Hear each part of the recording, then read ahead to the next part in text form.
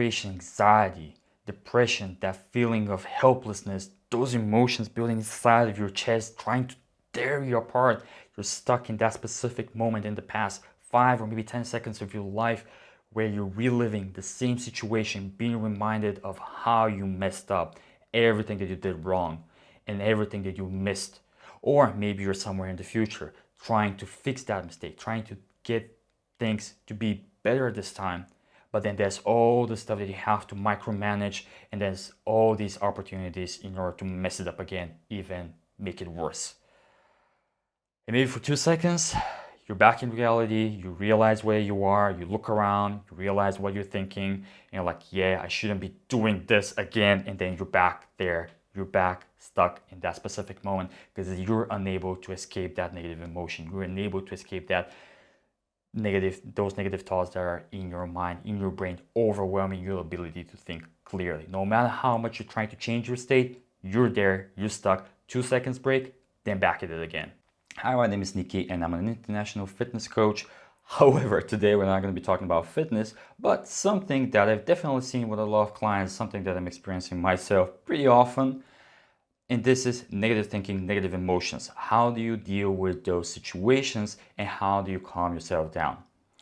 So first, we're going to discuss the role of emotions, then thoughts, how they're connected, how they fuel each other, and then lastly, how to sever that connection, the step-by-step process that you can apply in order to bring yourself to a more productive state. Let's start with emotions. Emotions are the expression of your biochemistry, basically whatever is happening in your physical body. You're going to feel it as an emotion. To give you an example, imagine that you're somewhere in the woods, a wild bear appears, then what you're going to feel is the fight or flight response. There's going to be a bunch of different chemical processes, a bunch of different reactions in your body that happen almost instantly that put you in this specific state, which is basically you're frightened and you want to fight or flight. And let's go one level deeper. Obviously, there's a lot of stuff that's happening in your body, so I'm just going to focus on one single hormone that is being elevated. That is cortisol. Most people have heard of it.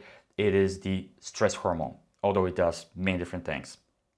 So what cortisol does, it releases a lot of energy and makes sure that all those energy reserves that are in your body taps into them, makes them easily accessible because you're going to fight or flight. And what it also does, it puts you in an alert, hyper alert, and wakeful state. That's why when you're stressed out, when your cortisol levels are up, when you're obsessing about something, you can't sleep. Cortisol is going to put you in a wakeful state. Also, it gets you very logical to an extent where you start noticing all the details that you didn't even realize were there. Obviously, if you're being stressed out, there is imminent danger. That's why you need to be very logical. And this happens on a more of a subconscious level, but you're trying to pay attention to all the details in your environment, everything that is happening. You're becoming hyper aware for a reason. If bear is over there, you have to be thinking quick. Okay, bear is there, I'm here. Bear can run faster than me. Bear can climb up the tree. I can't really do any of those. So I can't outrun the bear. I can't climb up the tree in order to escape the bear.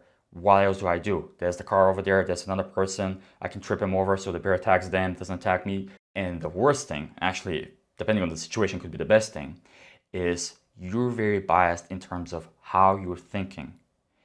Biased towards the worst case scenario, which in a bad situation, it's actually the best thing to do. You're focusing on the worst case scenario because if you're prepared for what could happen, like the very worst outcome of a certain situation, if you're prepared for that scenario, then obviously if it happens, you did your job. If it doesn't happen, like you don't lose anything. Worst case scenario, when you meet a bear, bear comes, bear eats you, you're dead. But if you're prepared for that scenario, obviously if this happens, you at least have some options. Best case scenario, bear comes, gives you hugs, you take some pictures for Instagram, all good. But if you're prepared for the best case scenario, well, if the bear is hungry, it's going to go bad for you. That's why when you're stressed out, when your cortisol levels are up, you're not actually thinking realistically. You're always focusing on what could happen, the worst thing that could possibly happen. And that's something to realize. When you're being stressed out, even though you're thinking, I'm being logical, I'm going through all those different options that I have, and I'm probably going to make some good choice. No, you're going to make good choice given that the worst possible outcome happens. But if it doesn't, you're not going to make a good choice. You're biased. The opposite thing happens when you're in a very positive mood. You're thinking on the best case scenario. which of course, if you're safe, if you're happy, probably something that you should be doing. What about your thoughts? Like, how does this work? Thoughts are the the rationalization of your emotions. If you're feeling angry, you're gonna have angry thoughts. If you're feeling anxious, you're gonna have anxious thoughts. So for example, you have to submit a project, you're very stressed out. What you're gonna be thinking if you're anxious is gonna be how much you suck and how you're gonna fail and how miserable you're gonna be. Or maybe like you're already miserable because you're thinking this way.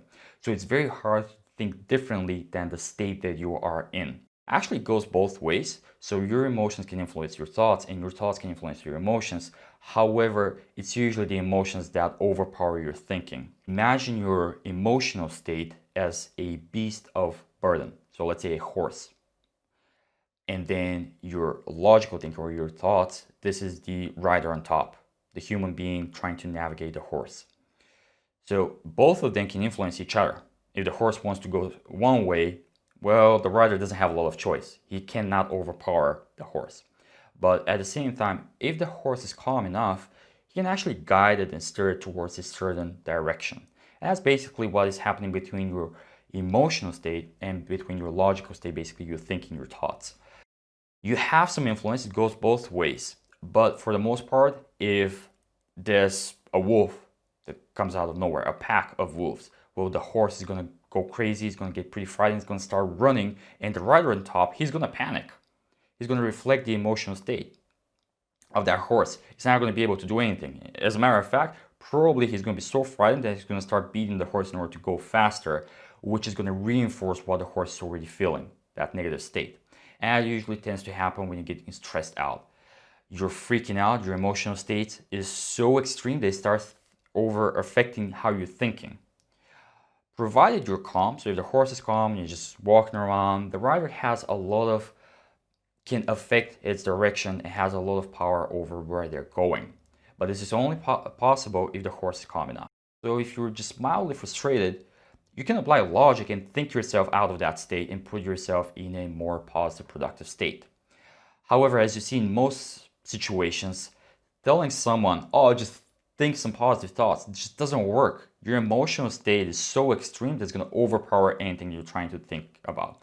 If you try to think happy thoughts, your negative state is just going to pull you back. No, it's not going to happen. It's going to pull you back. You're going to start thinking some negative thoughts. How do you deal with a situation? One thing to realize is that this is, for the most part, when you're being stressed out or when you're being depressed, anxious, angry, or and so on, this is a positive loop.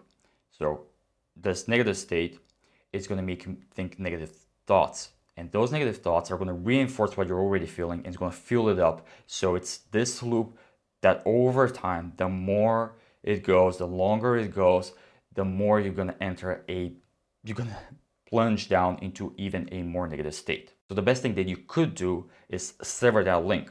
If you're, let's say, angry, you're not going to stay angry forever. But if you're angry and you're thinking angry thoughts, those angry thoughts are going to make you even angrier.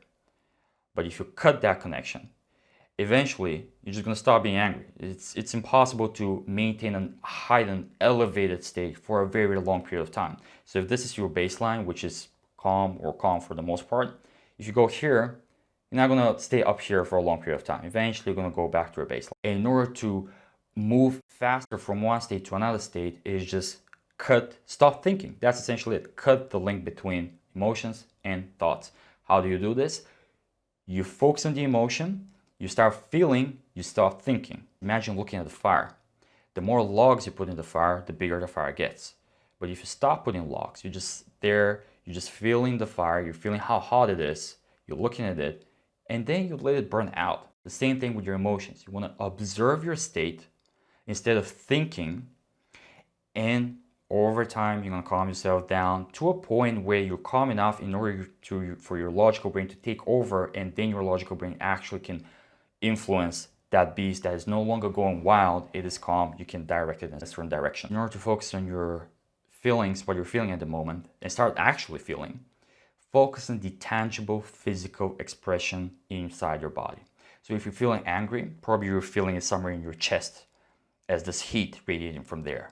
If you're feeling anxious, maybe it's like in your guts are being tied up in a knot. Or maybe if you're super shy, you're frightened, maybe you feel a lump here in your throat. There's always going to be some tangible physical sensation in your body. First off, recognize that you're feeling a certain way. I'm angry, I'm anxious, I'm frightened, I'm scared. It doesn't really matter what it is. Realize this, then try to find that tangible sensation. Let's say it's in your chest, some tension in your chest. Then stay with it. Feel that tension in the chest. Imagine that fire. Imagine how hot it is. Have your hands in front of you. Feel the fire. And that's it. You're only feeling. You're not thinking. The more you feel, the less you think. And then over time, you're going to start feeling calmer and calmer and calmer. And I know it sounds pretty simple when I explain it, but trust me, it does take a lot of practice. So first you have to learn to recognize that you are in a certain state. Then you have to find that physical sensation, which is usually the easy part. You can always feel what's going on in your body. And the last thing, which is probably the hardest thing, is just to stay focused on feeling, not thinking. The longer you do it, the faster the fire is going to burn out. One quick note, this strategy works pretty well with most types of situations, but if you're struggling with clinical depression, chronic depression, something that requires professional help, it may put you in a state because those feelings are going to be so overwhelming that actually, if you focus on feeling, you will get overwhelmed as well. So depending on the magnitude of emotion that you're feeling, this strategy may work very well in most situations. But again, if it's chronic depression or something that is very extreme, may not be something that is a good idea to do. Alright guys, that was it. Pretty short video today, so I hope you enjoyed it. Till next time, subscribe, comment. Let's not bother with this for now. And yeah, until next time, cheers.